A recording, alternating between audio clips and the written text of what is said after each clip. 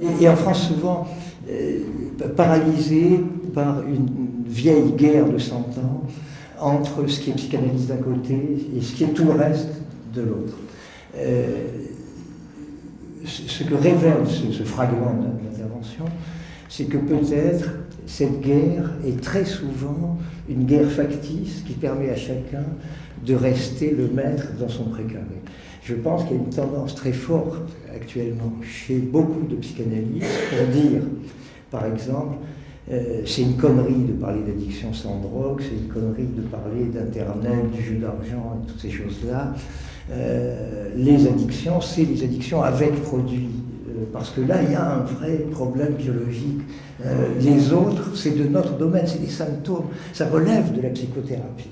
Et c'est une manière de séparer le champ des addictions entre ce qui serait d'un côté une vraie maladie du cerveau chronique qu'on laisse au biologique, ça a un avantage secondaire, un bénéfice secondaire important, ça vide les cabinets de consultation des psychanalystes de ces gens qui sont assez peu fréquentables, les alcooliques, les toxicomanes, les héroïnomanes, et ça permet de garder les gens qui auraient dans la tête, dans les représentations, des problèmes plus légers, des joueurs, etc.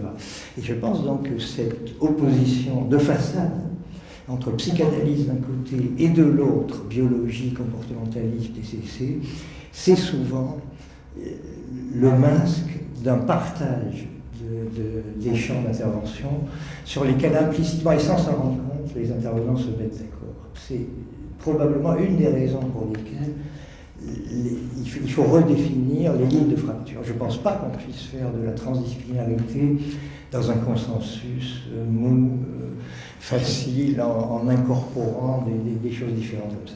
Je crois qu'on est dans des vraies oppositions de modèles qui sont très difficiles au niveau épistémologique à faire se rejoindre. Je pense que c'est d'une complexité épouvantable et je pense qu'on va en reparler. Mais pour pouvoir essayer de tendre vers un dépassement de ces oppositions, il faut peut-être les pousser jusqu'à leur terme.